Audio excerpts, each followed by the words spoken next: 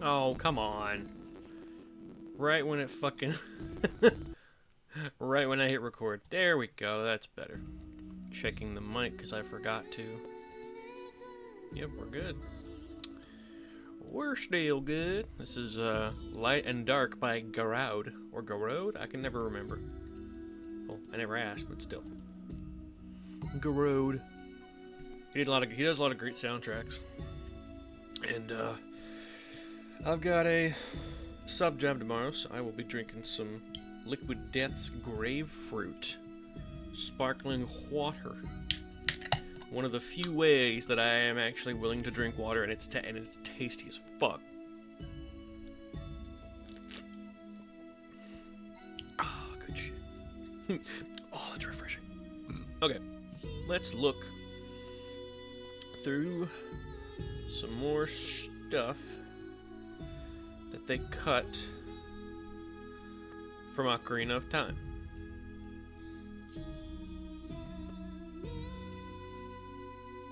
Anyway, I'm trying to adjust the size of my preview, but it won't bigama size. I don't know why, but it's not important. Let's get into it.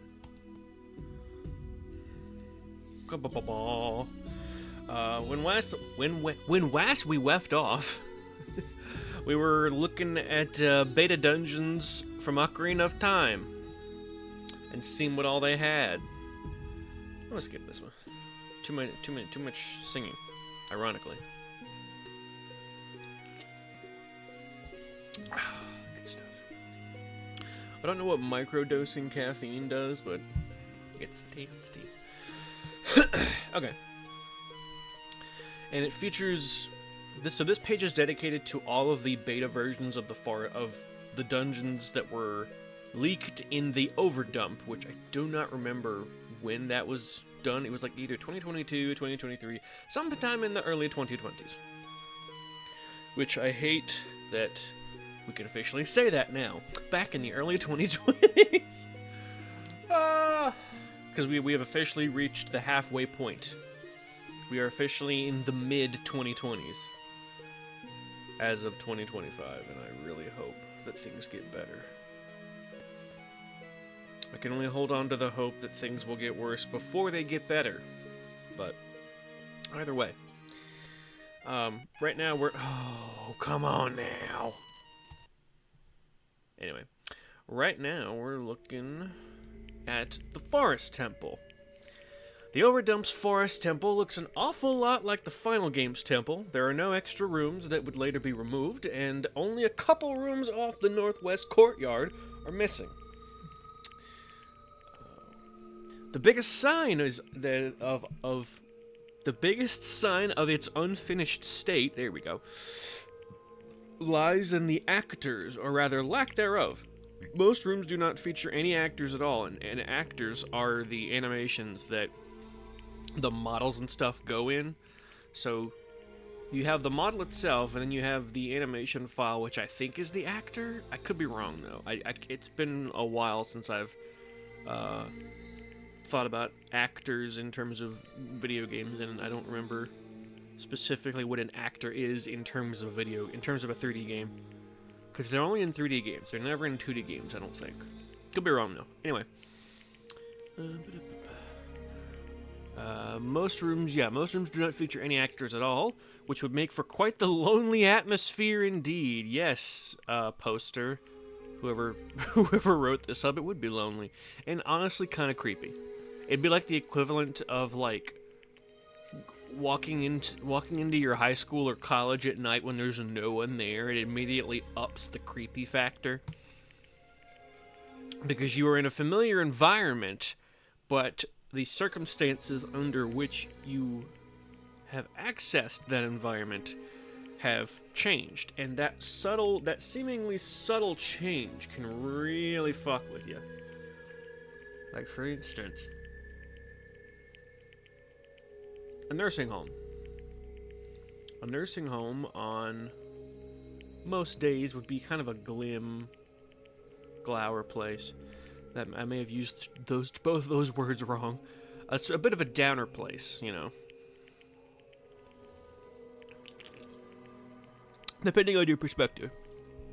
You either go there to see your grandma that you love very much and talk to her, or you go there for a mandatory visit from a family member you hardly ever see,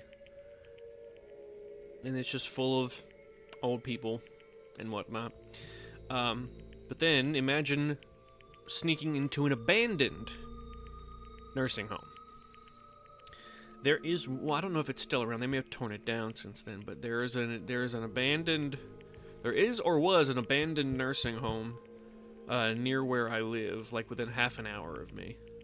And I've heard all kinds of stories of hauntings going on and weird shit happening. But my logic-ass brain has always been like, you probably thought you saw something because you expected to see something. I guarantee you, if I walked in there with, like, headphones on, just listening to music and walking around, I'd be like, oh, this is fucking cool. Because that's what I do whenever I go visit an old battleship. The beach near me has a battleship that is a museum, and it's one of those walk-through battleships. You just walk through the whole thing. It's one of my favorite fucking things to do every time I'm at the beach. Because it's relatively cheap to get in, and you just fucking walk around. All these, like, tight corridors and, like, old machinery. Oh, it feels weirdly comforting. Especially if you're listening to music during it. Ooh, good stuff. And so many fucking people are like, it's haunted, it's haunted. I haven't seen a goddamn thing any time I've been there. And I've been going there for over 15 years at this point.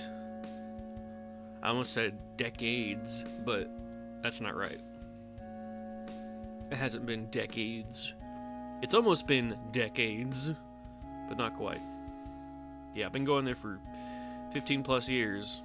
Haven't seen a goddamn thing. I've never seen any kind of spiritual thing, but I'm digressing too much. Either way. The most noteworthy missing actors are the twisting hallways. While we wouldn't expect them to show up in the map's geometry or collision data, since they don't in the final game either, the actors that make them possible are missing.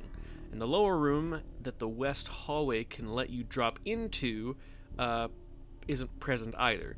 However, there is still space made for them in the map in the room with the falling ceiling. Room 2 in the overdump does feature a ceiling passage where you drop down from. Let's see what that looks like in video form, shall we?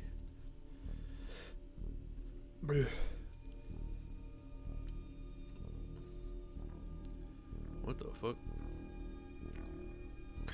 This is weirdly appropriate music, and it's more Garode music. This is the soundtrack for Yuppie Psycho, which I might play this year, since I didn't play it last year. It might be indie horror year for Christmas for Halloween. Oh yeah, the lighting's definitely different. It's like going through a haunted house with all the lights on. Yeah, it's got to fast forward through all the weird shit. There's a doorway that's not been implemented, or a door that hasn't been put in. It goes into the courtyard. There's grass that isn't usually there, I don't think. I mean, I'm not usually looking for the grass when I go into Forest Temple, so it may be there. I don't know. We'll find out whenever I play the N64 version. And note that this was before they implemented the swimming mechanic in the game, because he just jumps into the water, but he doesn't swim. And in Ocarina of Time, this river area is deep enough for Link's swimming animation to activate, but you don't really need to. I don't really know why they put that there. I guess for ambiance. I don't know. Ambiance. Anyway, yeah, I don't know. I've always wondered about that. I've always been scared of jumping in that water because it doesn't look like regular water. It kind of looks like the grody, like, sewer water. And I always get scared that I'm gonna, like, lose a life for jumping in, even though that's not how that works. It's like a weird childish fear of cloudy water or something. I don't know. And yet I used to go swimming at a local lake like all the goddamn time. You can't see shit in that lake.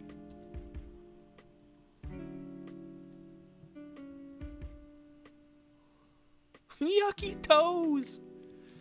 I just remembered an old Kevin James joke. I think it's his name.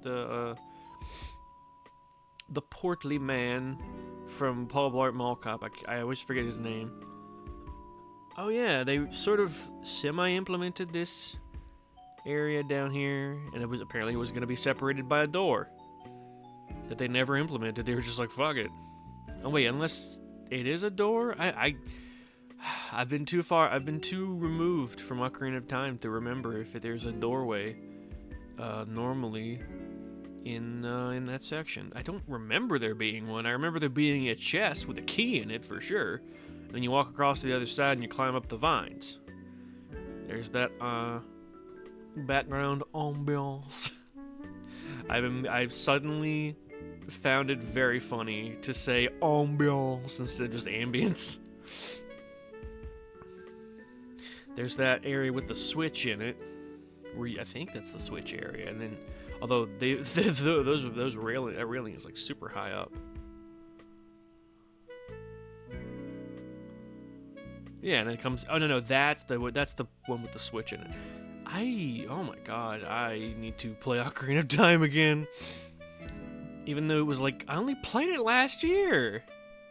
The fuck, brain? I guess I've just been playing a lot of other games instead. Because I used to replay Ocarina of Time every year before I started streaming. And I'll probably do that again after I finish the playthrough of my collection. I don't know what I'm gonna do when I finish playing through my collection. It'll happen eventually.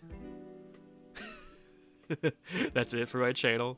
I stream long enough to have a recording of every single one of my playthroughs of every single one of my games. And that's it. No more. It was there. And I have proof. I do worry about that sometimes. Oh, there's the pit. Okay, so that hadn't been coded yet, the doorway. But yeah, I sometimes get scared that I'm gonna run out of games to stream. And then I'm like, what the fuck am I gonna do now? I don't wanna devolve into content reaction. That was meant to be spoken the same way SpongeBob says the word actors in that one Mermaid Man and Barnacle Boy movie episode of SpongeBob. We can't let these studios end. They're actors. Like, cut to... I don't know why they did this gag, but they cut to, like, a close-up. They did a close-up gag, and it was a close-up on SpongeBob's face, and it was just someone's, like, realistic mouth, but painted yellow and chroma keyed over SpongeBob's mouth. I need to find that clip again. It's the same episode where Sandy's like, "Did somebody say boom?" And she just, "I thought Sandy was the boom operator. Did somebody say boom?" Oh, I love that episode. Oh. And Sewer Slut has started playing a little bit ago. She released a new album with her new alongside her new project known as Symphony. I don't know. They released it. They released a new album last year. I haven't had time to get around to listening to it yet though. It's like a remaster thingy of one of Sewer Slut's older albums called Draining Love Story, and I like that one. So I'm curious to see how she remixes it and restylizes it, etc., etc.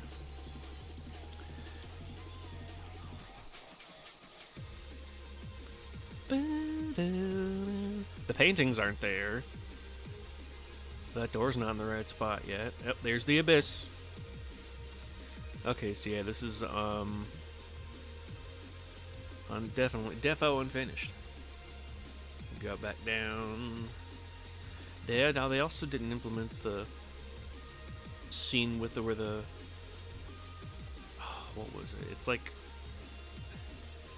it's to get the ice arrow, no, the fire arrows, I think, where you fight 4 Stalfos in total, but 2 of them in the first fight, and then the floor drops down, and you fight 2 more, I think.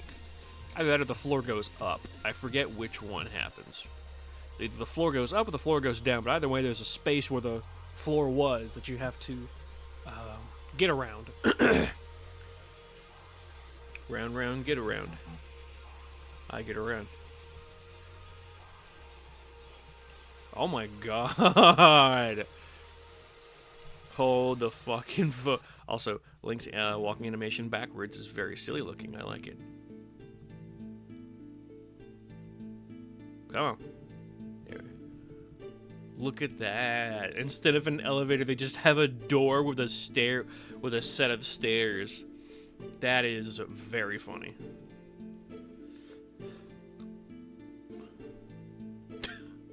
Oh my god, it's not even rendered on both sides.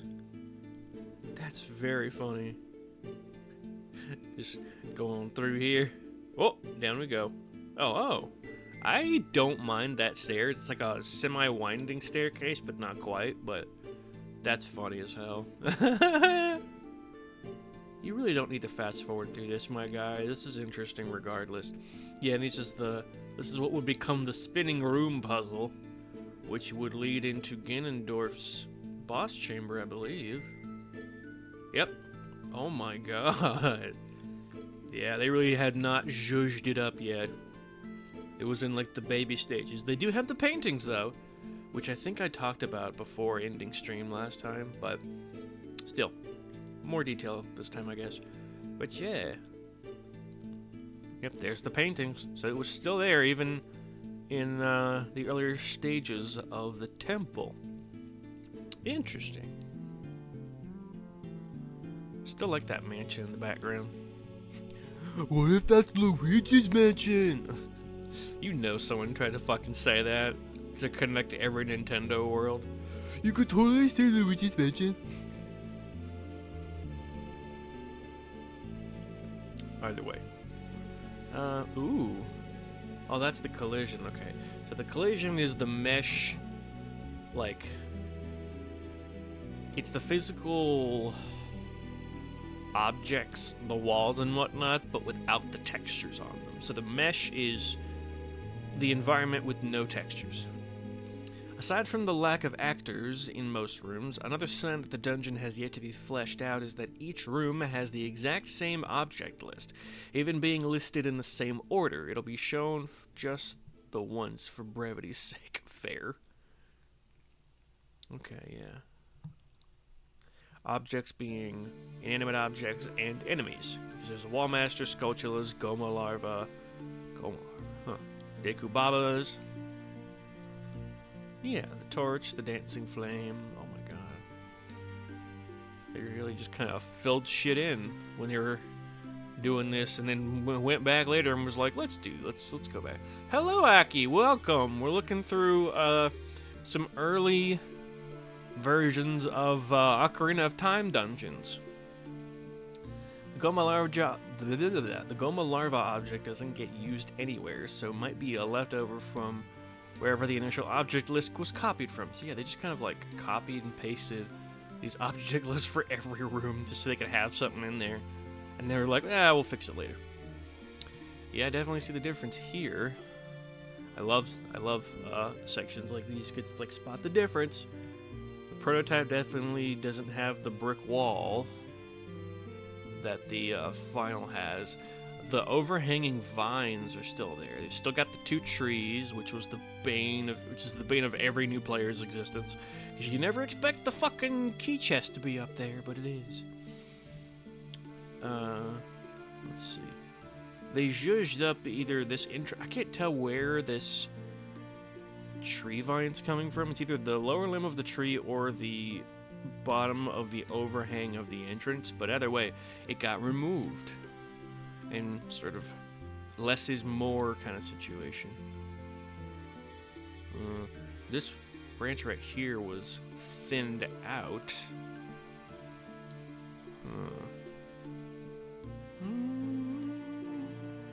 The floor is obviously one of the bigger changes as well. It went from just straight stone to grass. They delimbed the trees. I just noticed that. The trees have like much more crazy looking limbs in the prototype, and in the final, they've just all been removed. Honestly, I don't mind it. It makes platforming on them slightly easier, I would assume. Alright, let's see. The overdump version of the entrance lacks grass, opting for a smooth marble floor, leaving the trees feeling out of place. The walls behind said trees seem to opt for plaster falling off an aging brick or stone wall, though not executing it well. The entrance into the temple is absent. What are you talking about? The entrance is right there. It's like right there twice. The fuck you talking? Oh, I guess they mean the doorway into this area. But excuse me. Where are we? The wall it's normally set against is a gaping black void instead. Ah, okay. There are no actors loaded into this room either. Of course not.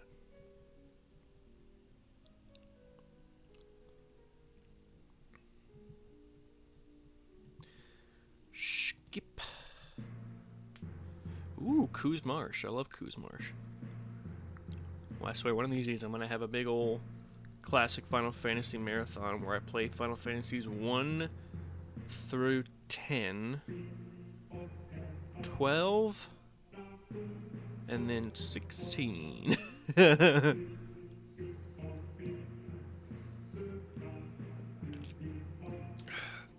Because I do not play Final Fantasy 11 because it's an MMO, but it's still available, so like if I ever get a good PC, I might want to try that out. And then, I already played Final Fantasy 14, but I'm not finished with it yet. I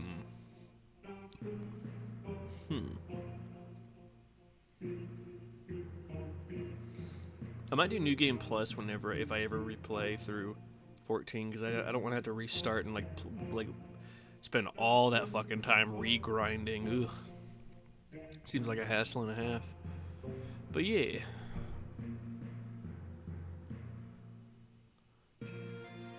For sure, a Final Fantasy marathon of some kind.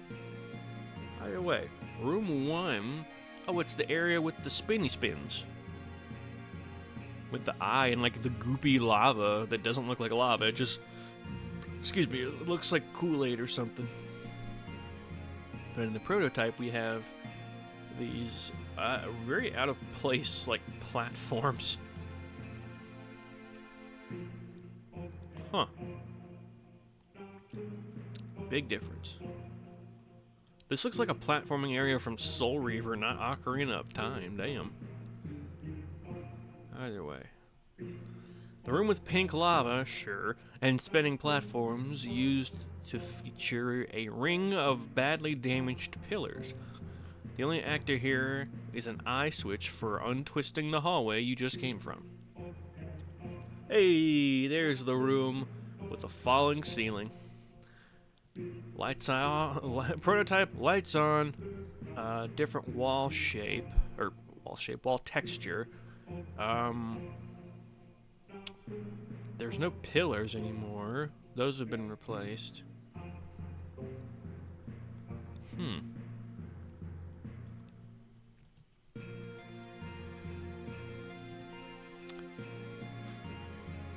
The room with the falling ceiling used to have pillars interrupting the path to the other side.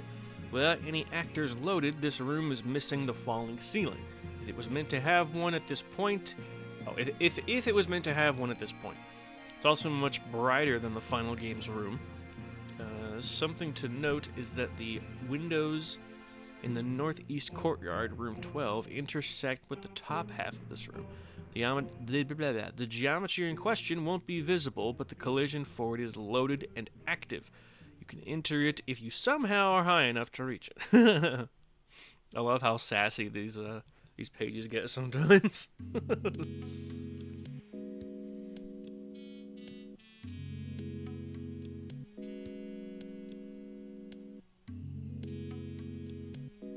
Oh, we got Thor high heels. Fuck yeah.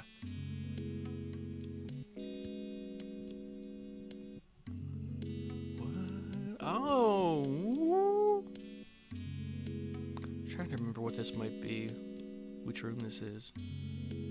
Oh, it's the block puzzle room, where you face off against the green ghost lady. The green Poe lady. Let's see here. Oh, well, biggest difference is that they kind of cut the ledge in half and shifted it over and put that blue carpet there.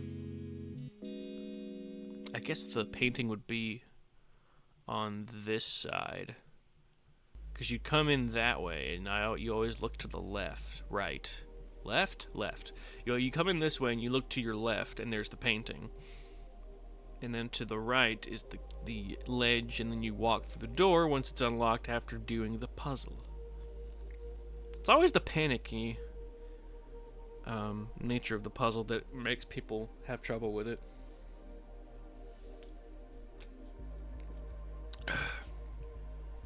I don't remember how many times it lets you redo it before it's just like, nope, game over. Or some shit. I don't even know if it gives you a game over. I don't know. I think it just like completely continuously resets and flips itself over. Don't know. Either way. The room with the picture block puzzle once looked quite different, with an off-center hexagonal platform taking up most of the floor space.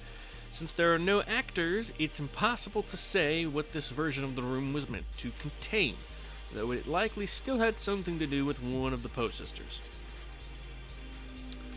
Let's see, that is maybe the door to maybe the hallway that leads to yeah, it's the hallway that leads to the boss room, because the final version has the blue carpet and the prototype has the red carpet, which is in every other hallway. There were statues or paintings, it looks like. Let me open that in the new time. Sorry. Stuffy nose, but nothing bad. Yeah, I can't quite tell what those are. It's like either like a statue or like a maybe painting now, because they're concave squares, as if they're meant to be like pedestals for something, but I can't tell what. Unknown. Maybe the description will tell us. This corridor sits between the boss room and the movable hexagonal room. This hallway would later become just part of the hexagonal room instead of being a separate room. The actors here are for the torches lining the walls. Oh, I get. Okay, that's what those are, I guess. Torches? Even though they don't really look like torches. Very odd looking. He's weird looking. You're no knockout either, kid.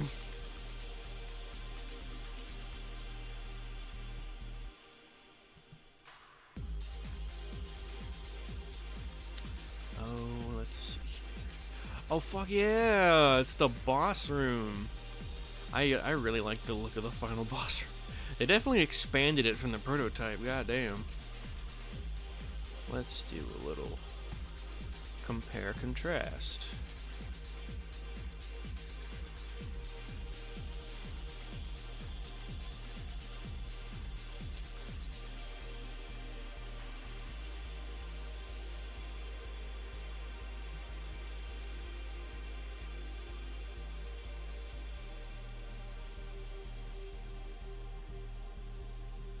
Okay, yeah, they definitely widened it up. Keep a reminder, this is the prototype and this is the final. You can tell because of the Triforce in the center and the railing. This is definitely on the smaller side of boss battle arenas, now that I think about it. Most of the other ones are much bigger. Well, take that back. The fight with Volvagia. I know it's Volvagia, but it's funnier to say Volvagia. It's also what I grew up saying. But yeah, the fight with Volvagia is around this size, maybe a little bit bigger. I can't quite tell. I think the railing really makes it feel smaller than it actually is. Makes me wonder why. Well, I guess I didn't want people constantly falling off or something. I don't know. They definitely big-sized the... Well, no, the paintings are about the same size. They did get reshaded, though, and, like, altered, because if you look at the paintings on this, they're, like, brown, kind of generic looking, and then you can see more of the grass. Like I said, like someone's shining a light on it. And then in the final, everything's been darkened a little more. The light source is now down here, and there's darkness above, which sort of dilutes the moon. I didn't even realize there was a moon in the background of these paintings until I saw this. And so, like, it's interesting to see how different they look just by, like, touching up the lighting on them. It's very interesting. Oh, we got more Schuerschlut.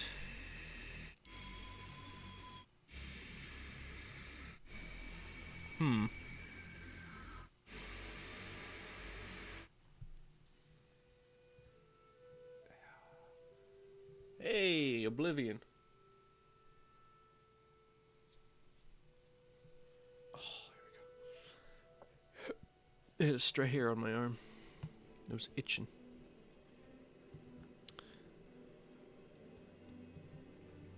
But yeah. The boss arena is definitely bigger in the final. It's just a fucking ramp, and then bam, you're there on that pedestal. It is interesting, though, that before they finished it, they had the idea for the paintings from Mario 64 in here. I think both games were being worked on simultaneously, and they had ideas that were like, they had a list of ideas, and they're like, oh, that's more of a Zelda thing, or oh, that's more of a Mario thing. And they were going to use, and before they realized how much cartridge space they had to work with, they had planned to have Link traverse paintings just like Mario 64. Because the reason why Mario 64 did that is because they didn't, like I said at the time, they didn't know how much memory they had to work with. And so they would have been able to fit more worlds onto the cartridge by just having them segmented into different parts and just hopping through paintings. But whenever they realized, like, hey, we can do more, they expanded a little bit. But they kept, but the idea of going in and out of paintings was, I honestly can't remember which game they had it as an idea for first. Either both at the same time, Zelda first, or Mario 64 first. But either way, one influenced the other. I just can't remember which direction. Either way. The boss room is largely the same, though it features shafts of light from the windows in the domed ceiling, making it harder to believe this room rests underground. Yeah, for sure. And not high atop a tower. The main geometric differences are the simple ramp to the platform instead of a staircase on one side, and the size of the room. The Overdump's boss room is much smaller than the finals, making for a very cramped boss fight. And a boss fight that already feels cramped.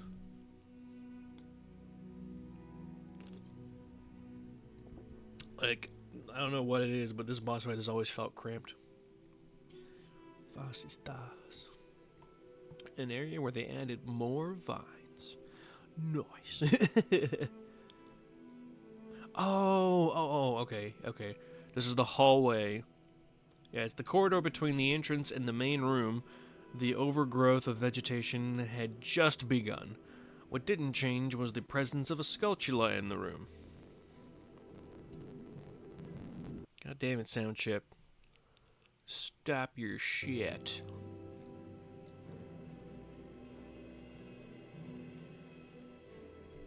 Yep, we saw this in the video. Most of the doorways didn't have doors. Let's take a closer look. I don't know why. I don't know why I made that voice. It's like Toby Determined, but lower pitched. Toby Determined. All right. Let me just.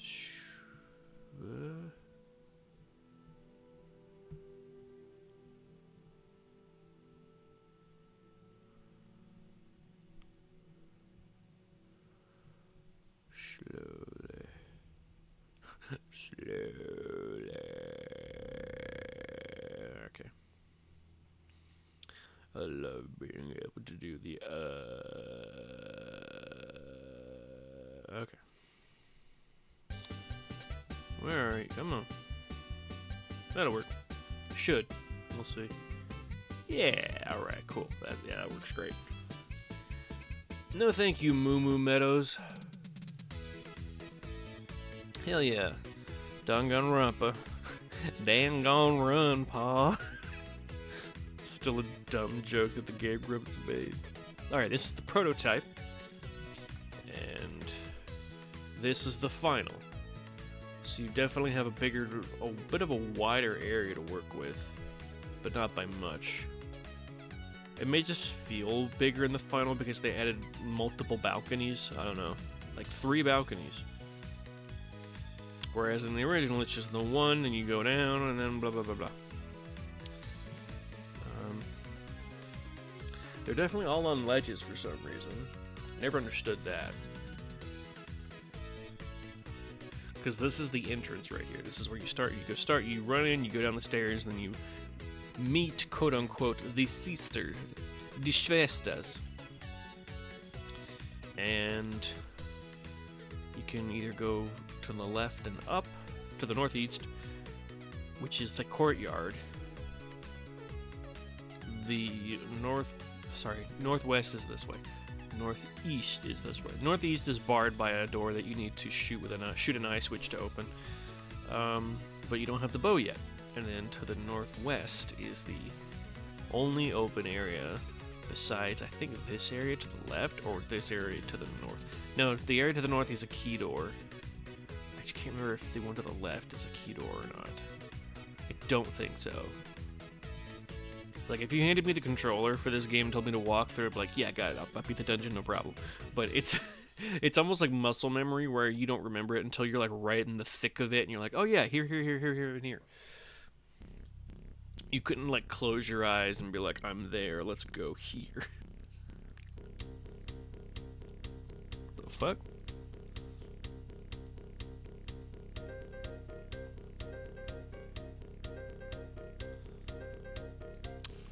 This is more arcade player stuff.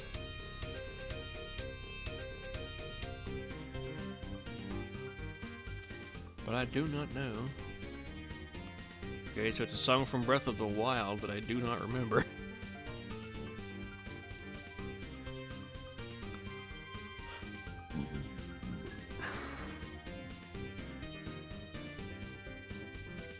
And it's a long title. It's like blah, blah, it's like blah blah blah blah from Legend of Zelda Breath of the Wild is like the title. Not literally blah blah blah blah, but it's from Legend of Zelda Breath of the Wild. Battle. Ganon battle? No way, right? Beast Ganon battle. No. Dark Beast Ganon battle from Legend of Zelda Breath of the Wild. I don't remember it sounding this jaunty, honestly. Weird. Skip. Oh hell yeah, back alley cat.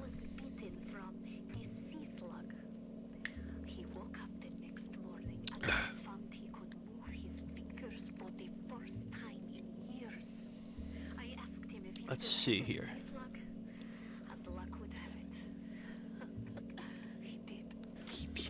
He did. But yeah, for sure they had these. I'm repeating myself because I already forgot where I was. They added 2 extra balconies. They zhuzhed up the first one. They, in the beta, they had a fucking staircase, which is still funny to me. Especially with all the pageantry surrounding this elevator in the final. You're like, oh, the whole point of the dungeon is to get that elevator.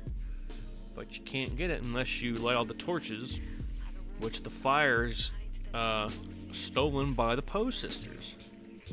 Which I don't know why the Forest Temple is so ghostly, given that it's a Forest Temple and not the Shadow Temple. But either way. The main chamber in the overdump is much flatter with the only elevated ground being a thin ledge running along the walls from the southeast to the from the southwest to the southeast. There was also once light pouring in from the dome above, making the place a bit brighter. The most interesting change is that this room used to have a staircase down instead of the elevator. The actor list shows the beginning of the Poe Sisters element of the dungeon. While the unique Poe Sisters don't exist here, there are 4 flames and 4 generic Poe actors in this room. The lack of any kind of, quote, barrier actor for the stairs alongside these other actors makes it unclear if the staircase was the originally intended method of getting down to the boss, or if it was just a temporary stand-in before the elevator was properly implemented. What I find interesting, though, is that in the video, the stair loops around a central pillar, and the central pillar is where, presumably, the elevator would be. So they just kind of like... I don't know how to explain it. Po flame toasty. That is one of the transitionary hallways, but I can't remember which one. A hallway leading out of the picture block. Okay, it's leading out of the picture block puzzle room.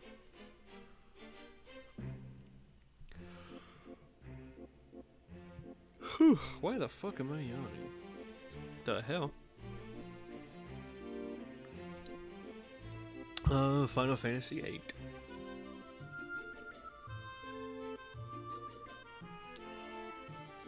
A fun game to play. A fun story. A very forced romance, in my opinion. I will probably talk about it whenever I eventually play Final Fantasy VIII on stream, but goddamn that love. The romance plot is just not good. Not good. I don't understand it at all. It feels forced. But I don't want to get into it. Like I said, I'll probably ramble about it when the time comes. And I'll probably like point out like, see, this doesn't make sense! Because if you choose this, it's out of character, but if you choose this, it's in character, but it makes the romance not work.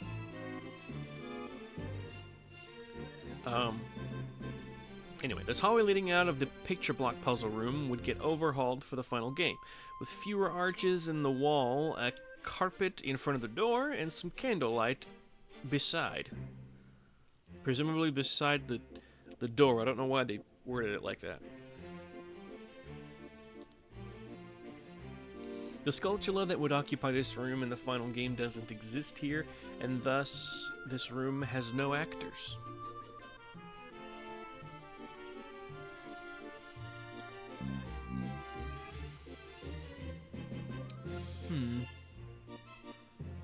This is the hallway into the lower half of the Stalfos mini-boss room. Used to be taught. Wait, into the Stalfos mini. What? Lower half of the Stalfos mini-boss room. Oh, it's the first floor Stalfos mini-boss room. And it's the hallway that leads into... Okay, now I'm getting it. This is where you get one of the first keys.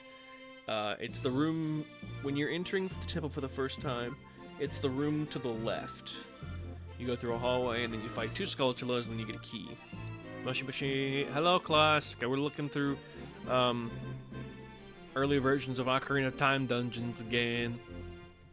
'Cause there's a shit ton of them to go through, and I love looking at these. Right now we're on the Forest Temple. We're looking at the different rooms and stuff. Multi-story block pushing. What? Lacking actor. The hallway into the multi-story block pushing puzzle room. Oh! Sick, right? I'm also drinking Liquid Death, the grapefruit water one, and it's... Still can't believe it's this good, because I normally hate the taste of water, but this water tastes fucking delicious. And the grapefruit is, like, diluted by the water, but not in a bad way. It goes from, like, just straight sour to, like, very pleasantly sweet.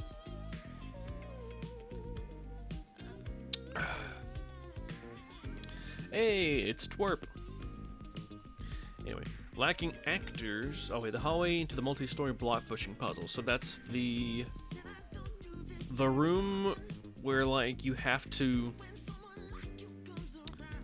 push a block down. Oh, it's so hard to explain. It's a multi-story block pushing puzzle. Like, that's the simplest way to explain it. And it fucked me up the first time I played through the level, because I'm like, where do I push these fucking blocks? Oh, it's the, what am I thinking of? It's the, oh god, I cannot talk this evening. It's the fucking room with 4 Sculptula boss fights, or 2 boss fights, each with 2 Sculptulas, because, like, the prototype makes it look like a keyhole, but the final version, you have 2 Sculptulas that you fight, and you kill them, and then the ceiling comes down, and there's 2 more that you kill, and then after that, you get the fire arrow. The Stalfos mini-boss rooms, which are put together in one multi-story room, had one very interesting feature in the overdump. The hole in the floor, in the upper floor, used to be keyhole-shaped, extending to right under the eastern door. This appears to have been an old way of blocking off the eastern exit until after defeating the mini-boss, though that would imply the platform would arrive at the end instead of after the first of 3 Stalfos were defeated. The first of 3? What? No. Oh, yes, it is 3. It's not 4. The first fight is against 1, and then the floor goes, and then the platform that was floating above you comes down, and then there's 2 more. I remember now. Oh, no, we wish it was a Stalfos. Klusk. Pretty femboys. Always cute. No, we're talking about the Stalfos. The Skeleman guys with swords and shields from Ocarina of Time. The hoppy boys that love to block but don't know when the fuck to swipe. Or strike, or what, you know what I mean. The somewhat odd shape of the floor below suggests that the platform may have once come from below instead of above. A spooky squad? Hell yeah, brother, it's the spooky squad. There are only 2 Stalfos actors here. No rewards for defeating them are present at this time in the beta version. Or, is it beta? Prototype, excuse me, not beta. Let's see. Oh, it's the prototype courtyard. Alright.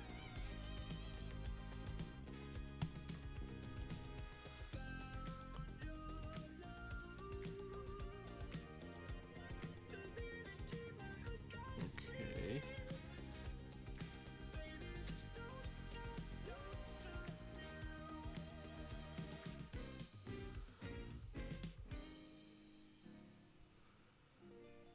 Okay, that should be right. Close enough. So this is the prototype. Thunder Snail. I will be playing Undertale whenever we get to my Switch collection, because I have it and Undertale's chapters 1 and 2 on Switch. That's probably where I'm gonna end up buying the rest of the Deltarune chapters as well.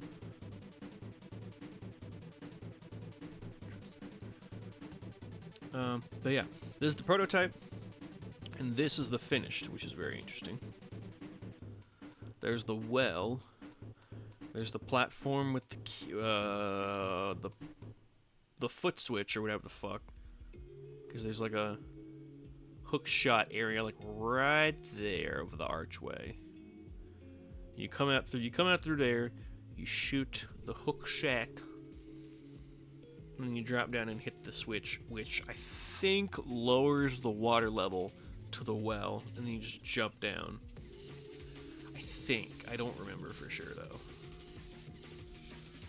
For sure maybe, for sure not, for sure F, for sure bomb. I hate that song. I don't know why it gets in my fucking head every now and then.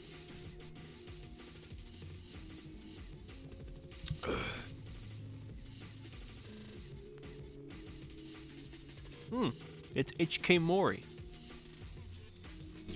Oops, too loud. There we go. Let's see.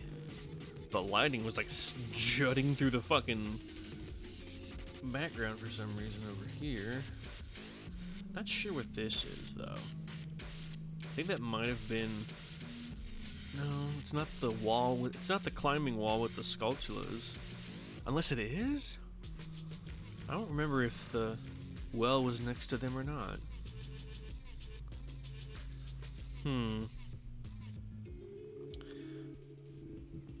Cannot remember. The northeastern courtyard features a number of relatively minor differences from the final version. The raised passage into the falling ceiling has... Oh my god. The raised passage into the falling ceiling room has yet to exist. Raised passage into the falling... Oh. It's the, it's this passageway right along here. For some reason, it's not in the screenshot, but it's it's the upper area that you get to. There's 2 doors. One that leads, three. One that leads into the hallway. One that leads into a side room where you kill a floor master for a key, and then further up the hallway leads back into the multi-story block puzzle. That part I remember for sure. And you get to this area from the falling ceiling section.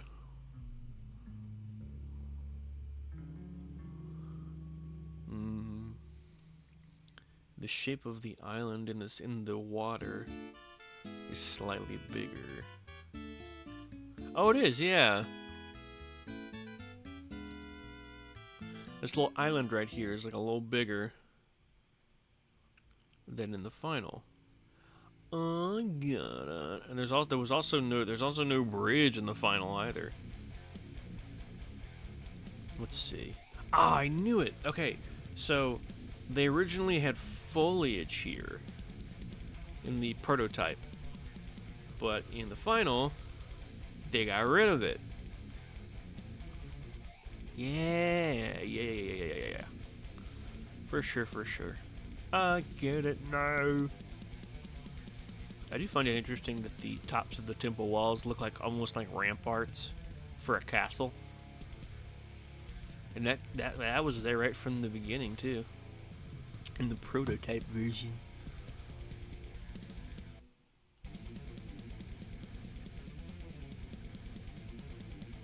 Oh. It's I Built the Sky is the name of the band playing right now. Love I Built the Sky. Let's see. In terms of connection to the other courtyard, the upper floor room between the 2 courtyards where the dungeon map can be found used to instead be a simple hallway. Additionally, the well is a bit smaller, and the underground passage connecting the 2 courtyards used to be part of them instead of being its own room. What? The well was a bit smaller, and the underground passage connecting the 2 courtyards used to be a part of them. A part of what? The underground hallway used to be a part of the 2 courtyards instead of being its own room, but I thought it was its own room. Or I thought it was still connected in the final version. Where you just like that was weird. Where you just like climb down the well. It's a one seamless transition. You run through the underground cavern. I don't know, it's really weird. Oh, we got an ad in about a minute. Grab a snack, grab a drink, go to the bathroom, whatever you gotta do.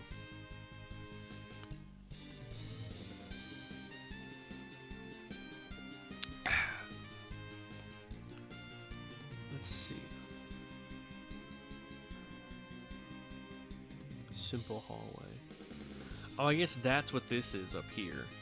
This is like the hallway that led to the map room, or it used to be the map room instead of like the little tiny room where you get the map at.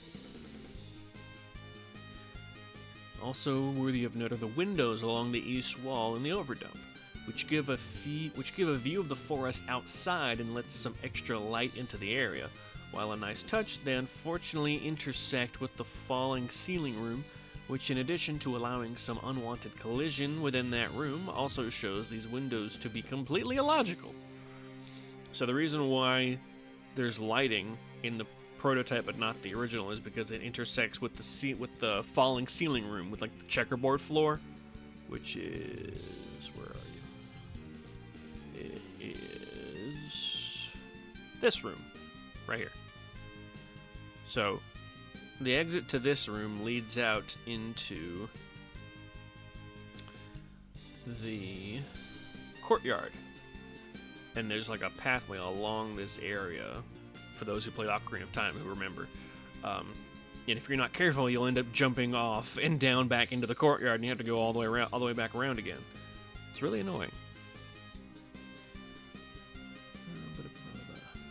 The only actor in this room is a lone Deku Baba, a one lone fly trap. Oh, it's the other courtyard. Cool. Alright, I forgot there was two of them. Oh, wait, no. This is the walkway. This is the walkway right here. What the fuck was I looking at? Huh.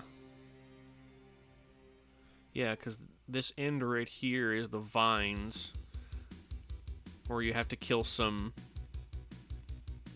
Skulltulas, and then climb up, and then kill the green bubble, and get the compass, and walk across to the other room, which leads to the other side over here, which leads to, yeah, you know what I mean. They're connected. Oh, it's ad break time. Good evening, VOD watchers, or anyone who happened to get lucky enough to just not have to get ads for some reason. Still don't know why.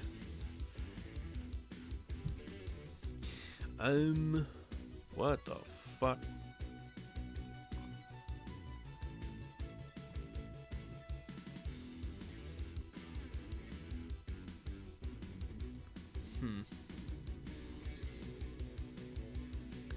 I'm still bothered by not being able to change the size of my stream preview, but oh well. Either way, still working on my decks for Magic, and I'm slowly making my way through the entire card list for the Final Fantasy TCG, or at least the games I want to play cards from. And I'm slowly trying to figure out a way to make a Commander format equivalent in Final Fantasy TCG. I'm still not quite sure how the deck format would work. I feel like you could, but I don't know. So if we're mimicking the Commander format, instead of 60 cards in regular Magic, you have 100 cards, which is an additional 40 cards to the 60 card deck. Copying that, oh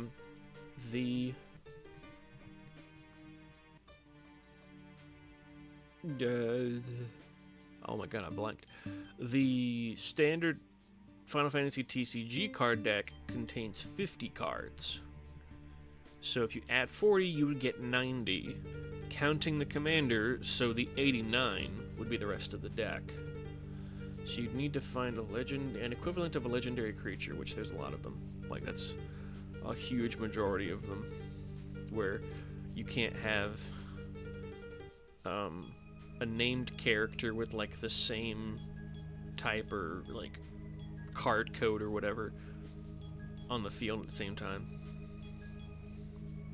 The issue is finding legendary cards that synergize with 89 other cards, because there's no lands. So you have to somehow fill out that 89 with forwards, which are your attacking creatures, backups, which act as your mana production, among the other way to make mana, which is discarding a card to make 2 mana, but tapping a backup makes 1 mana.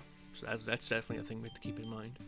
There's also the fact There's also summons, which act as your instants, and monsters, which sort of act as enchantments that can turn into creatures. So they start out as non-creatures, or non-creatures or non-forwards, and then sometimes they have an activated ability that turns them into creatures until the end of the turn, or when a certain criteria is met, they then turn into creatures/forwards. That'd be an interesting thing to add in there.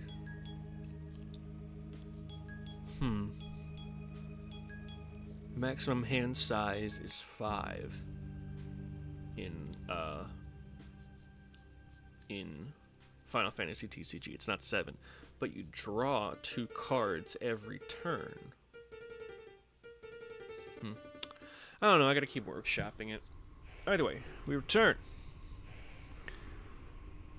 Oh yeah, we're looking through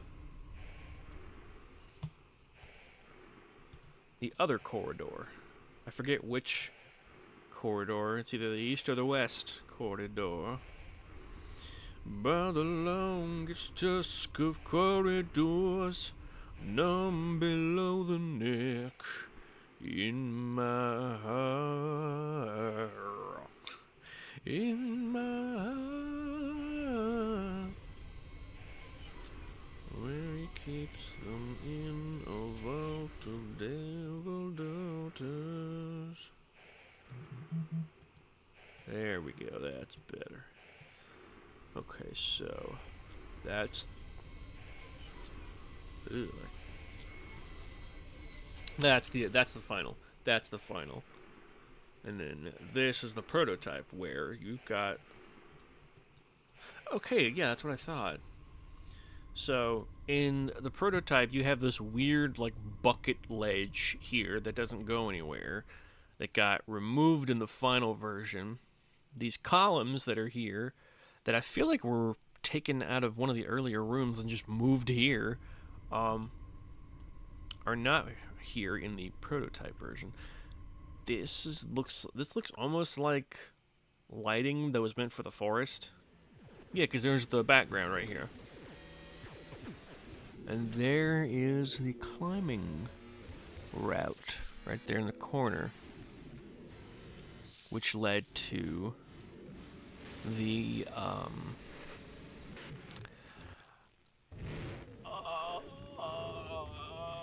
compass. There it is. That's the word. Okay, so this is the first one. And then it goes to the east. This is the west one, I believe.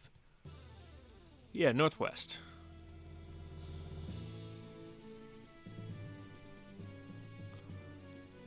Yeah, where this walkway was is because there's a door back there that leads into. Oh no, there's the door right there that leads into the falling. That leads from the falling ceiling room, and then there's this side area where you're supposed to kill a floor master, and it's one of those big floor masters that splits off into 3 tiny ones, and if you let one of the tiny ones grab your face, it grows into a big one again. You have to restart the fight over it again. It's annoying if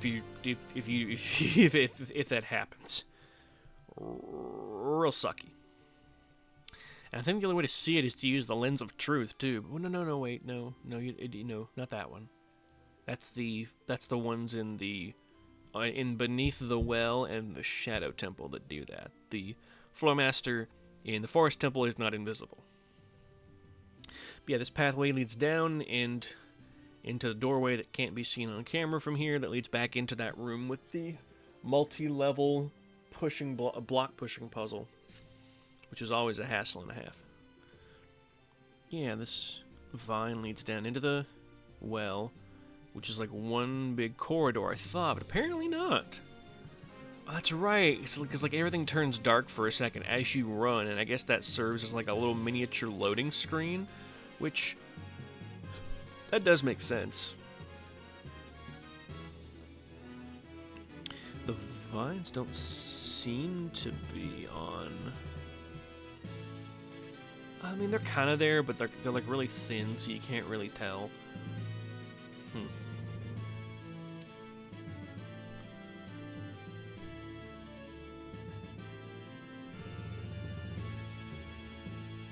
Yeah, it don't matter.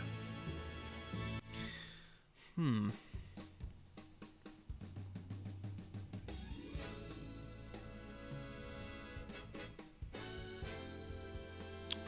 that much difference. Well, the bridge isn't really there. Well, that's weird. The bridge looks underwater in this final screenshot for some fucking reason. Even though the bridges look just fine right here. Real weird.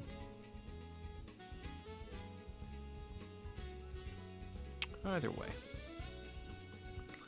The northwestern courtyard features a few similar differences to the other courtyard, including the smaller well and the two connections to the other courtyard being corridors that are part of both courtyards instead of rooms of their own. Yeah, okay, so that dark area that you just kind of walk through is...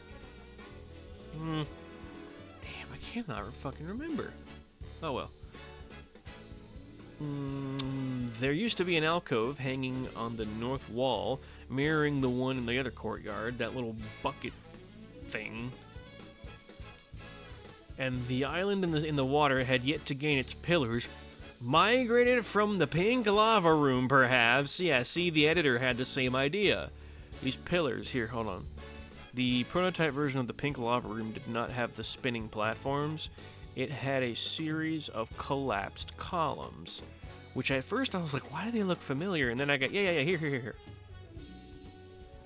If not the same, they definitely used the same texture.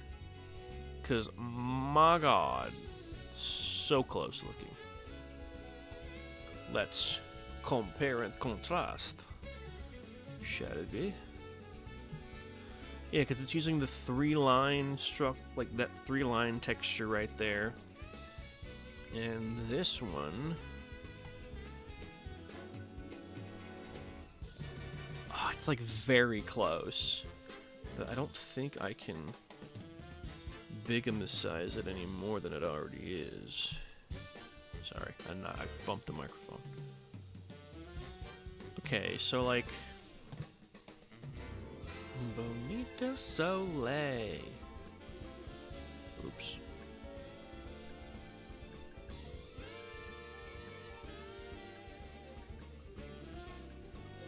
So you can't really tell from here, but I feel like this little dark spot right here is that three-line structure that this is. So it definitely reuses this.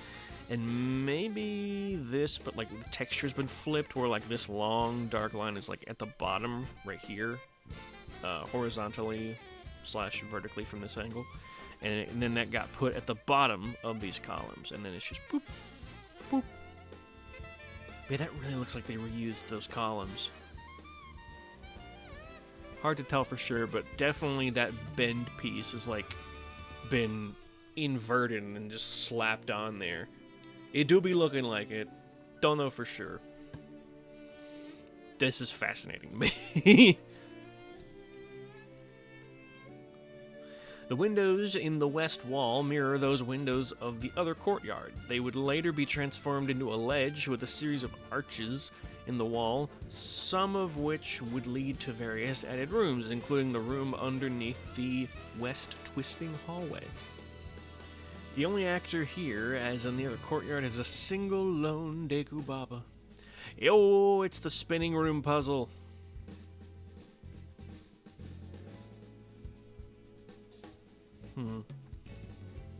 Yeah, it really does seem... I mentioned it earlier, but we hadn't gotten here yet, but it really does seem like the shaft that would be in the final version was like carved out of this central pillar from the prototype. But I don't know for sure. They definitely zhuzhed it up for the final version, though.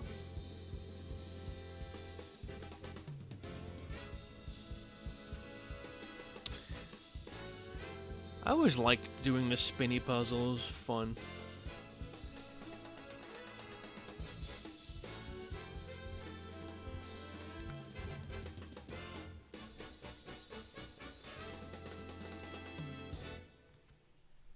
Ugh. Burpees. Puppies? Alright. What's weird, though, is that, like... Huh. I guess there's a room right here that's, like, hidden behind this shaft. So if there is, well, that's 1 room, 2 room, 3 room, 4 room, and then a hallway. 1 room, 2 room, 3 room, 4 room, and then a hallway. 1 room, 2 room, 3 room, 4 room. Yeah, okay. So instead of the hallway being part of the room, like it is in the final, the hallway was a separate room that loaded into itself. Or that loaded in after you left this room.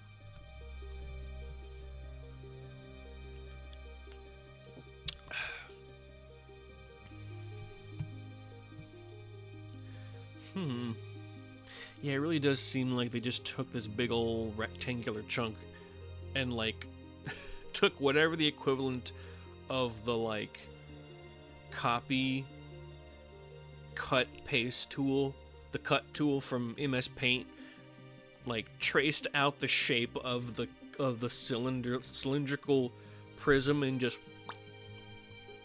plopped it right out, and maybe extended the shaft. Huh.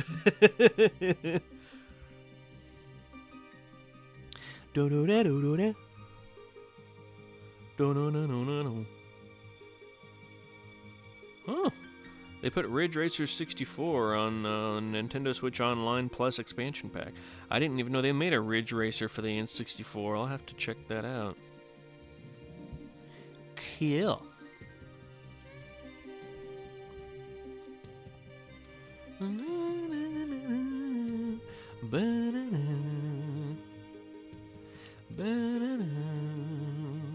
Oh, I love the aquatic ambience from Donkey Kong Country. As my friend would say, this is fucking music. Oh, God. It's a weird bit. Anywho. Still like that blue and red color scheme that they add.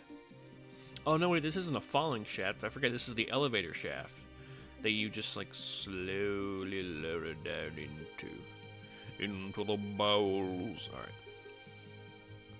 Yeah, it feels much fancier. Just, like, just hopping off the elevator. As opposed to just walking down the stairs. It's like you're going into the basement versus, like, the bottom floor of a hotel. The hotel and have a nice nap. Aside from the staircase that would later become the elevator, this room used to be a lot less colorful.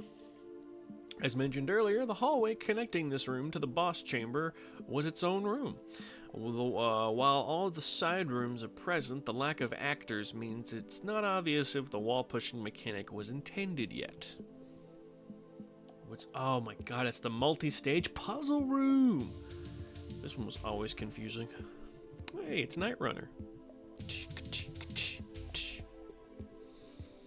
While the exact layout of the block-pushing puzzle room would go through changes over the course of development, the overdubbed version still resembles the final game's room. The lowest floor was more open, extending fully the eastern and southern walls. Oh yeah, I see it now, yeah. They didn't, like, close it off like in the final. So we're gonna open this in a new tab.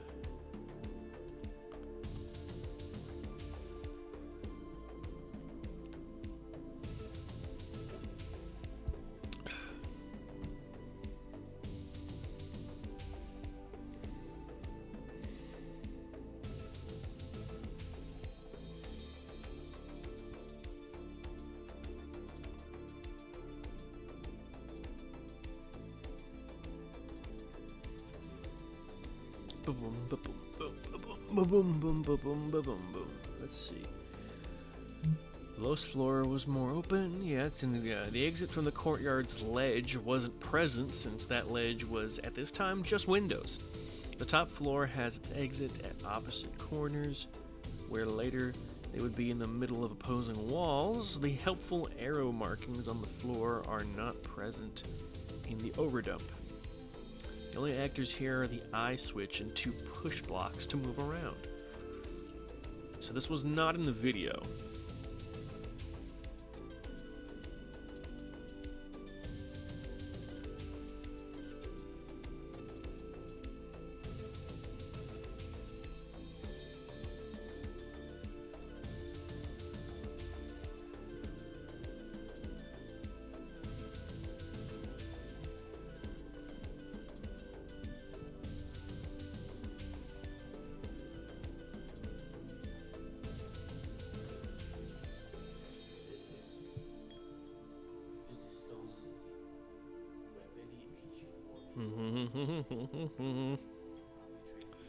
Hang on a second, my friend's asking what the color scheme of Gudra is.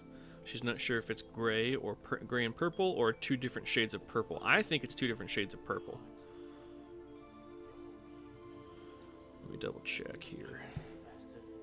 Yeah, 2 different shades of purple.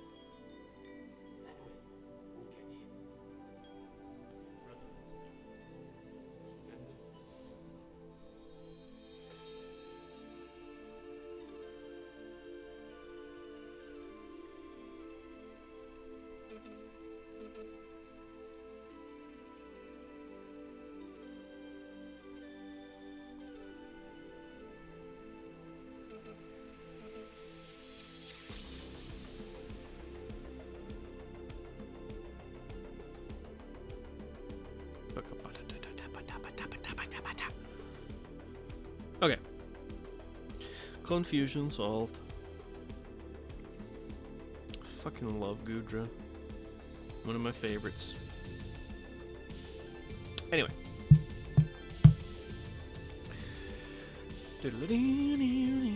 This is the final version, because there's that room that leads into the balcony in the courtyard. You get that ladder that goes up. This room is very confusing to look at from one angle because the little miniature corridors go in and out of each other. It looks like a fucking MC Escher painting in here. Like, goddamn. And the prototype is even more confusing because, like the description said, they expanded the walls, and so it's even more confusing as to what leads where. It kind of reminds me of the Temple of the Ancients from the original versions of version of Final Fantasy VII, where, like, you can't really tell where any of the doorways lead to, and so you're like, oh, fucking here, I guess. I swear they were inspired by the MC Escher painting whenever they made that fucking section, because it really do be feeling like one. Going up the stairs and going down the stairs and going up the stairs and going down the stairs and going up the sideways stairs. Oh. That was a good Family Guy bit, where they combined MC Escher with MC Hammer.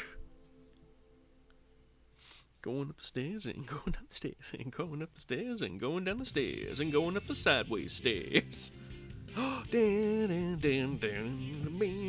we're gonna hear this song naturally whenever we play Sonic Heroes. I'm very excited about that.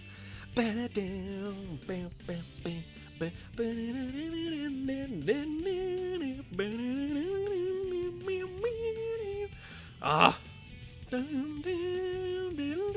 I love the fucking Sonic Heroes soundtrack. Oh my god, it's so good. Oh,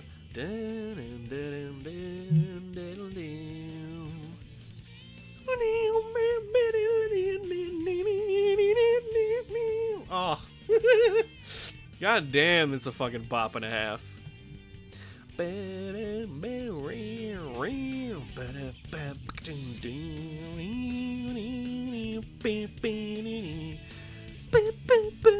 Fucking keyboards in the background. Oh, good shit, dude. Such a great first level theme. Oh my god. Oh boy. Alrighty. I really wish they'd make another game like Sonic Heroes. It's such a good game with this, like, the fucking 4 teams. 4 teams. Rose, Hero, Dark, and Chaotix. That's it, Chaotix. Team Chaotix!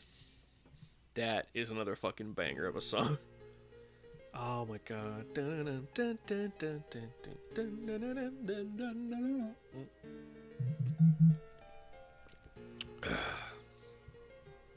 Yeah, I can't make hides. I can't make heads nor tails of this. So presumably the white void means it's the end of the room or something. I don't know.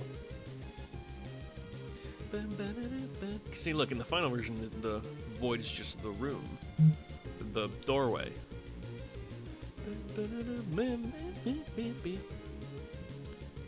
Yep. Push box to move around. That is one of the... Oh, it's the red posters staircase room, because there's the red carpet. Well, no. I can't remember if that leads into or leads out from. Joel's Poe painting. I don't remember which one that is. I don't remember any of their names. Hold on, I'm looking this up. It's either the red or the blue one.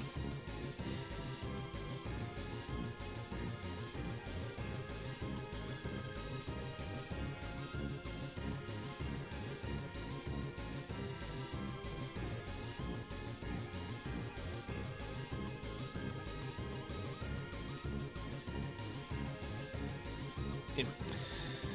Oh, we're gonna look up Joel.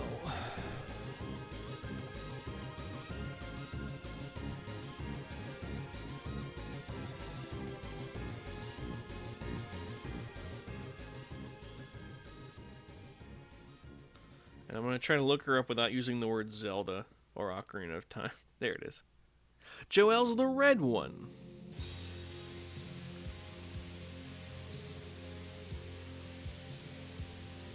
Wow. Whoever keeps track of the fucking fandom wiki never added a fucking image of Joel from the 3DS versions of Majora's Mask or Ocarina of Time. Dope. Alright. Let's see.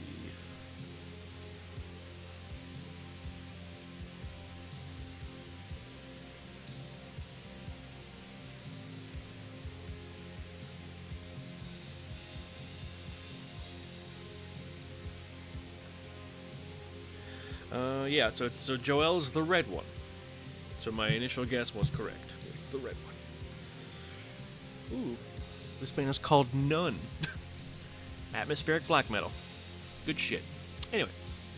Yeah, it looks like just two simple stairways. Looks like in the prototype version they did not have the railing fully there. And then the final, you can't jump over it, which I always remember being very bummed that you couldn't just jump over the rail. Could probably do it in Breath of the Wild. Yeah, I mean, this is a pretty simple room. They turned this long area right here into like a more of a box shape for a little bit more of a boss fight area, I guess, because this is just like a regular ass hallway. It's a little harder to dodge. There's spinnies. There's spinny bashes or whatever the fuck in such a thin hallway. Ugh. I don't know why. Like I said, I don't know why the fuck I'm yawning. But I got decent sleep last night. I thought. I don't know. Either way. What became Joel's Poe painting room, the western room, was originally more of a multi-story corridor than a room with a staircase. The lack of any actors makes this room an uneventful and untelling one. Okay. Same for... Oh, wait. Beth. Beth is the blue one. B for blue. Beth. B for Beth and blue. Beth... Excuse me. Beth's painting room mirrors Joel's in both versions of the game. There's no real room to fight and no actors to wrestle with anyway. Horseback archery. Oh, yo, it's a test map for the... Oh, yo, that's the full thing right there. Real simple, but that's cool. The basic map was never meant to be...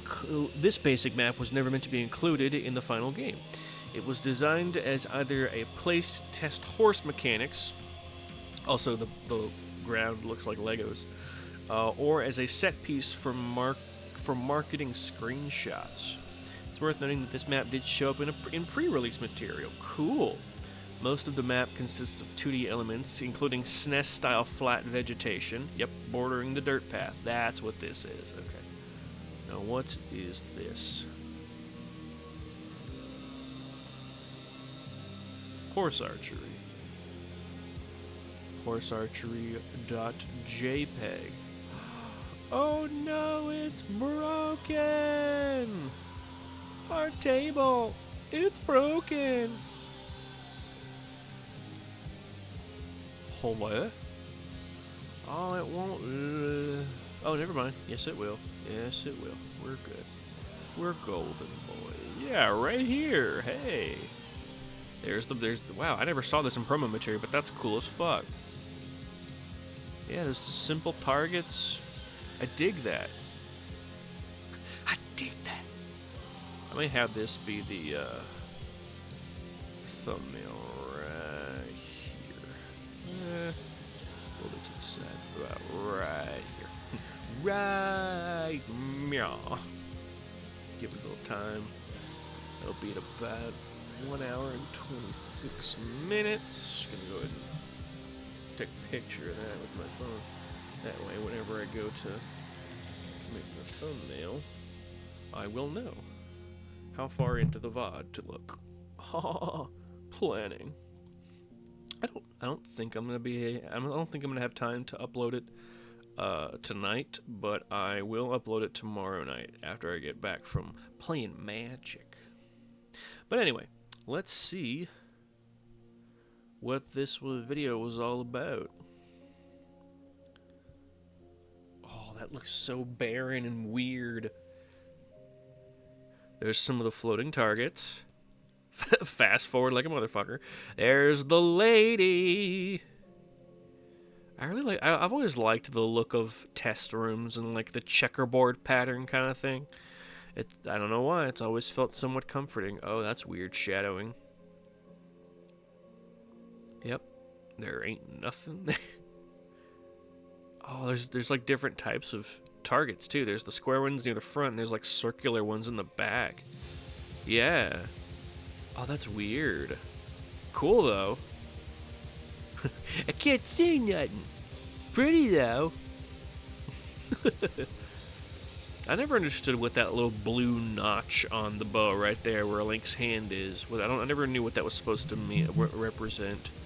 Because you can't really aim with it, or at least I've never been able to, because I don't know if you're supposed to, like, aim where the tip of the triangular thing points to or what, but I never could do it. Whoa, cool. Oh. So you just jump out into a loading zone, you know, as one does.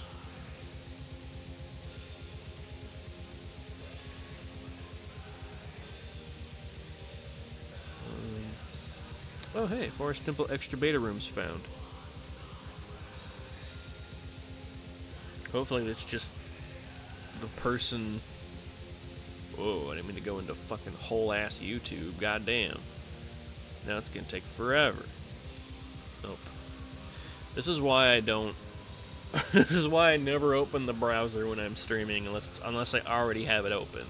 Because it takes forever for it to load while on top of recording and streaming at the same time.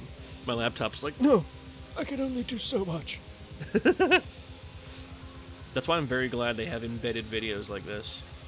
But yeah, there's the full area once more, and the video starts here on the east side and then goes northwest. It really is given like Lego football field energy. Let's see. ROM offsets for the scene and room. The actor list shows just 2 horses, one being Epona and the other Ganondorf's horse, weird, and 2 unknown NPCs. It features a lot of Kakariko Village NPCs and the Cucco object, hinting that the object list maybe the entire map being built on a clone of Kakariko Village's map. So I guess for a general area, at least for older games, you have the mesh, which is the landscape that you actually walk on, the textures that go over the mesh, and then you have actors, which are individual models that are meant to go in the area, and somewhere in the files they are listed with description, an ID number, and a variable. What do these IDs and variables mean? I do not know. Maybe the variable is how they're meant to be posed or animated? I don't know. I may ask Matt one day, because I think he tried to go into game development at one point. Maybe he learned something, I don't know. Ooh. SASA test. Is that what that says? SASA? S-A-S-A test. SASA test. An earlier version of the SRD test map found in the GameCube Master Quest debug ROM. Unlike that version, it doesn't appear to have multiple setups for the different combinations of day, night, and adult Link, child Link, and certainly has a different set of actors being tested. ROM offsets for the scene in the room. Every actor here is a field objects actor, which makes it effectively impossible to tell what was last tested here when the overdump was built. There is no object list because the actor would, by definition, be using data from the automatically loaded gameplay_field_keep object. Sure.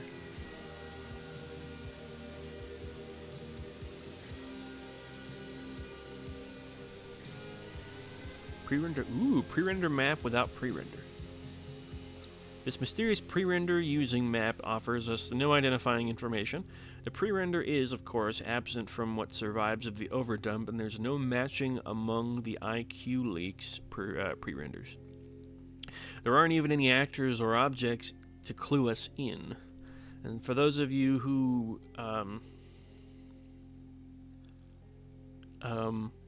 don't know what they mean by pre-renders, what a lot of old 3D games would do, namely Ocarina of Time and Final Fantasy VII, is they would have ever thought. Not right now. Anyway, what they would do is they would make basic 3D outlines like this, and anything in purple was, well, they would be all kinds of colors, but they would represent basic backgrounds, and so this purple wall would have been textured over with a pre-made image or painting. Like a lot of the stuff that you find in Final Fantasy VII is pre-rendered backgrounds that are either hand-painted or, just drawn beforehand and then like slapped over it as a texture. Call that pre-rendered backgrounds. I kind of miss it because it's very charming looking, but that may just be me. Alright, let's see what this guy's got. He's gonna take us through the well. It's hard to tell if it's outside Hyrule Castle or inside. It almost looks like outside, but not quite, because those green posts could be trees. Maybe not. I don't know. That could feel the big purple area could feasibly be the castle walls. But I don't know what's up with that well-looking area over there. That's what's weirding me out. Because it looks like a water basin, and then water would flow out of it and into who knows where. We don't know.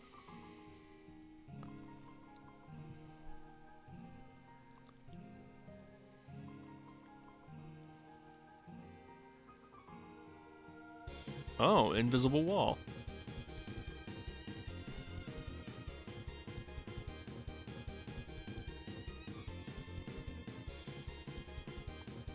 What the fuck?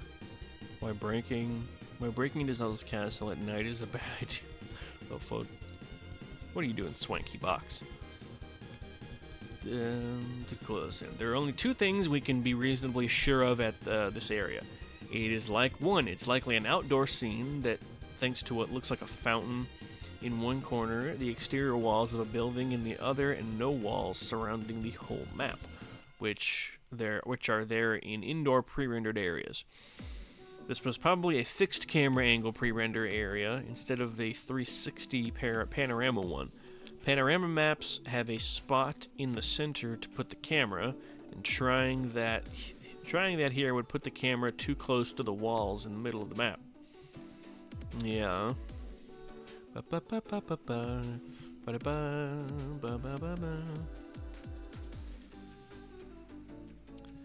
This test map is an early version of the one found in the GameCube Master Quest. Collision. Ooh, that's a weirdly textured room.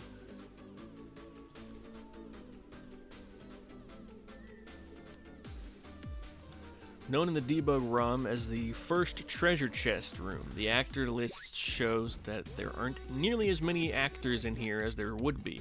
Two of the actors have been identified as a floor switch and a crystal switch, suggesting that this time the room was testing switches and perhaps other similar interactive elements. It's very odd looking It's a very odd looking room. It seems to use a lot of the textures from the Fire Temple almost.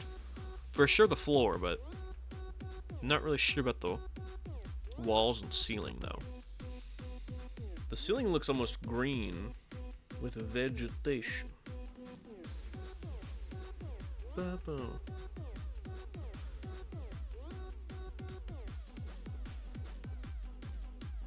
we go. Yeah, hard to tell.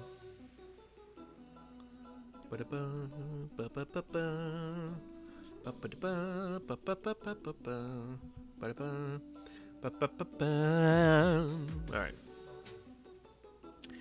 Let us see.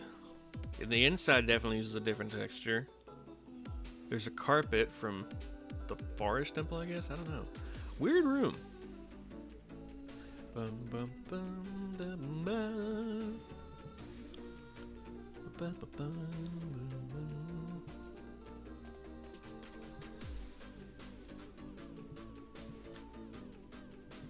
This room, known as the debug room, is second chest room. Ooh, I like that texture. That's a cool texture. Boy, boy. The flying tile room is actually differently textured from the debug ROM's version, with gray brick instead of sandy tiles, and is also missing the indentations for the flying tiles to rest in. The only identified actor here is a push block.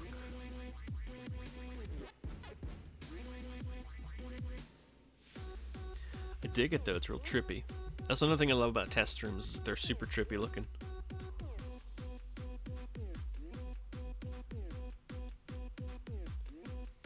This is a remix of Smooth McGroove done by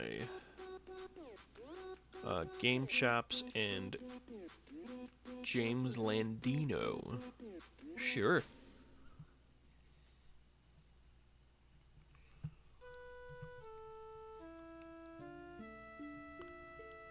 Room 3 is weirdly bricked up. Not that one, not like that. This room is designed for testing crawl spaces. Oh, I see now, yeah, because there's the area where you crawl through. Has no actors, this makes it the only room to share its debug counterpart's actor list. Not quite sure what that means, but here's a bit of a closer look where there's the hole you crawl through and then crawl to the other one. Bit simple, but sometimes you gotta go simple when you're testing. Inside the wall. Cool. I don't know why I went with Bane.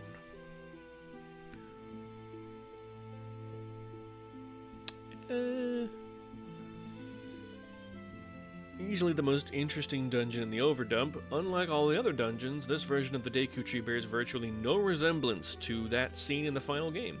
It certainly looks like a Deku Tree dungeon, of course, but knowledge of the final game won't give you any kind of edge in understanding this dungeon. Screenshots of this dungeon, in addition, can be seen in some pre-release screenshots from the time. Ooh, hello.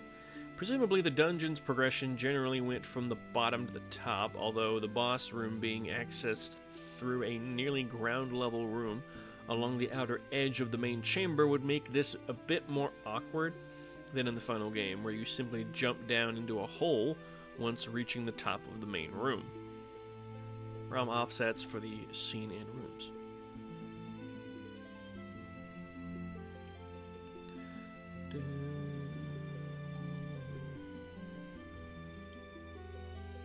Oh, this is fucking cool looking.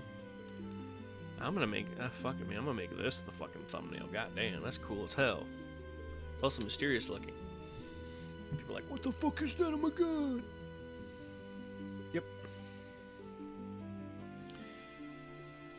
Right there, 1 hour 40.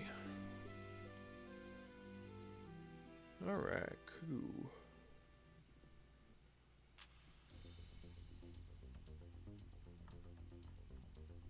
Ooh, Anders Anger Jensen. Groovy royalty-free music.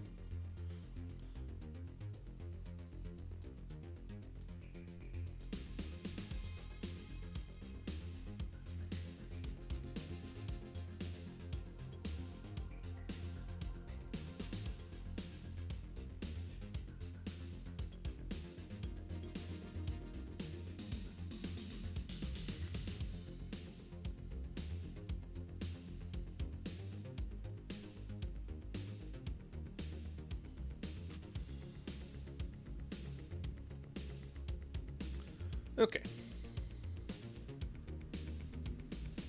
Let's take a gander. God damn it, laptop.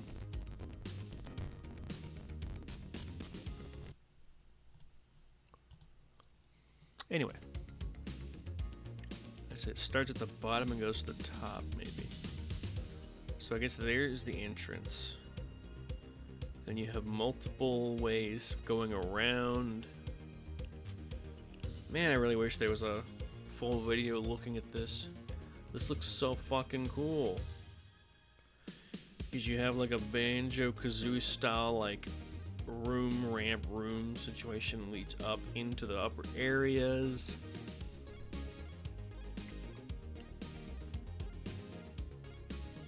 Wow.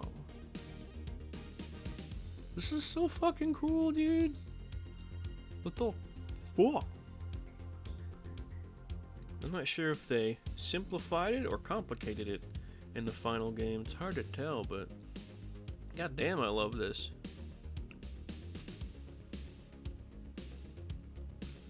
This is so fucking cool.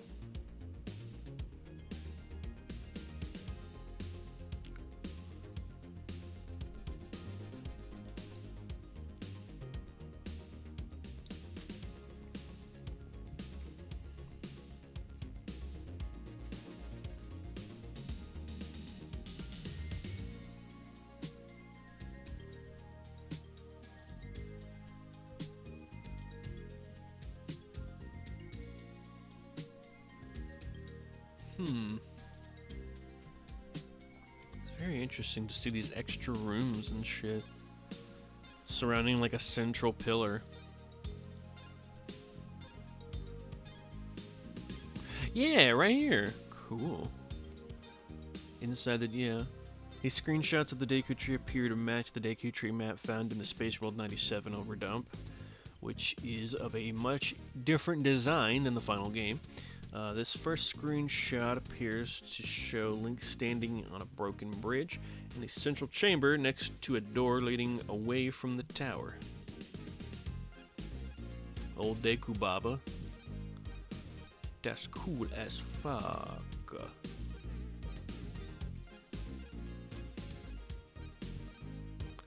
The dungeon had two types of doors with Gerudo language letters painted on them. Open doors had an exclamation mark and barred ones had a P. Oh yeah, there's the P.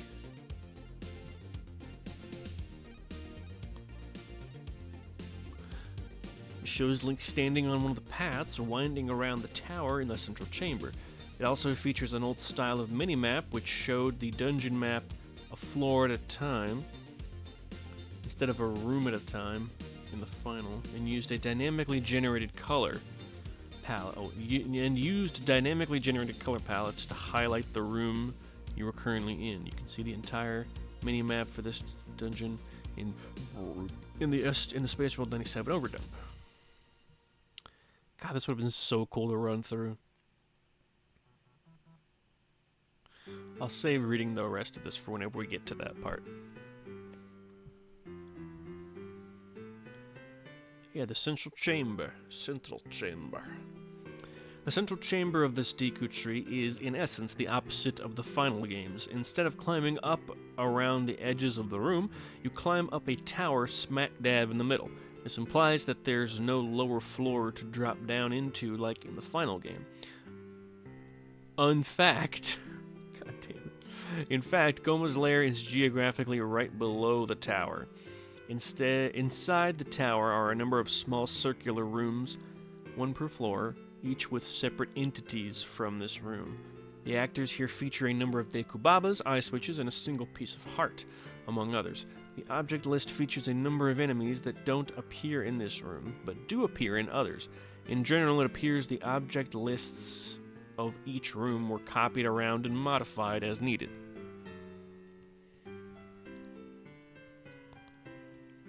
Boom.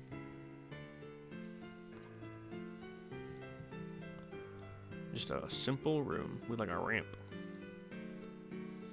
This is the lowest of the tower's inside rooms. It features a ramp to the other exit, providing access to the ramp that further encircles up the tower. Inside sits some torches, a lone Deku Baba, and a treasure chest.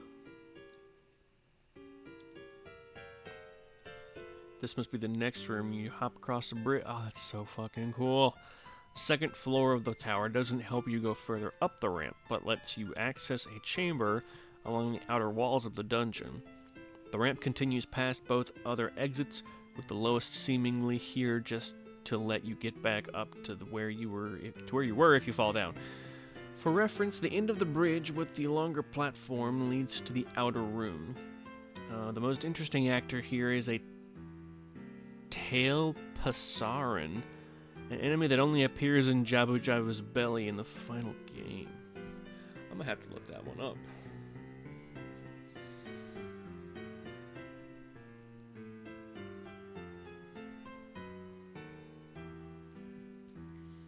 Because that sounds odd.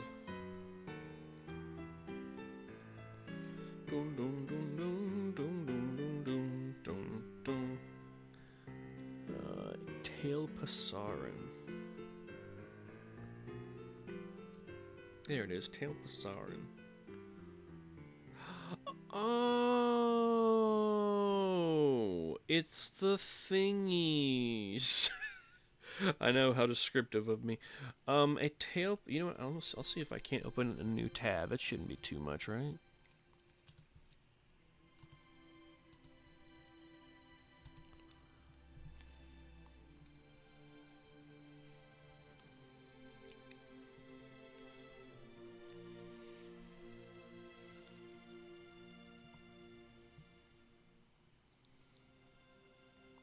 Yeah, here we are, zelda.fandom.com.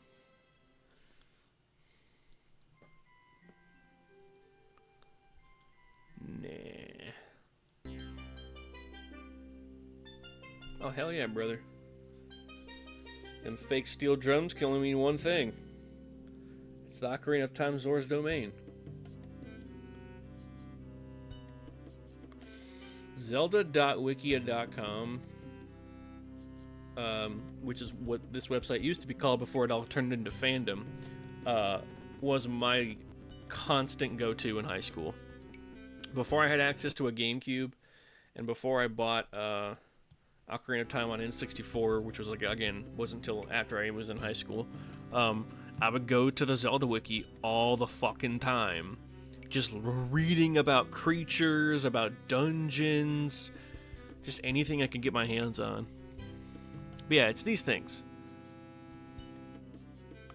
It's the fucking centipede kind of, not really centipede, but they're like little worms. They have like centipede mouths.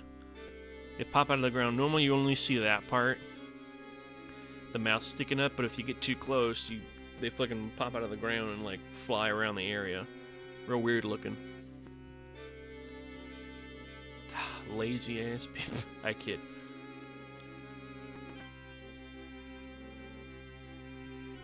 Yeah, Telpasaran are found exclusively inside Jabu Jabu's belly.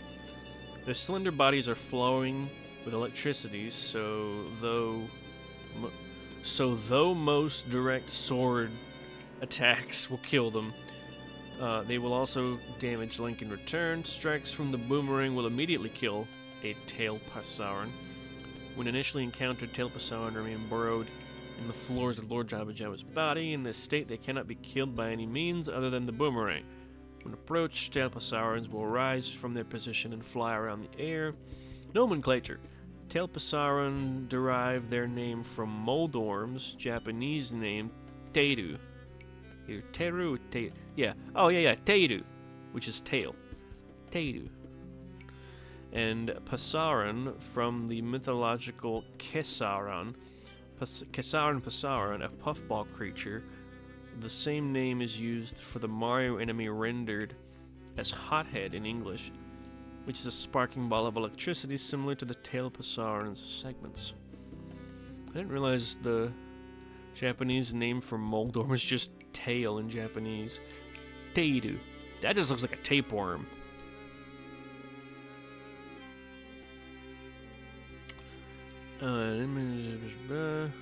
Deku Scrubs here.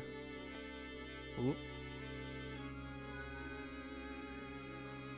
I don't know if y'all heard that. We get EMTs driving by my house all the goddamn time, and part of me thinks it's just old people being paranoid about shit.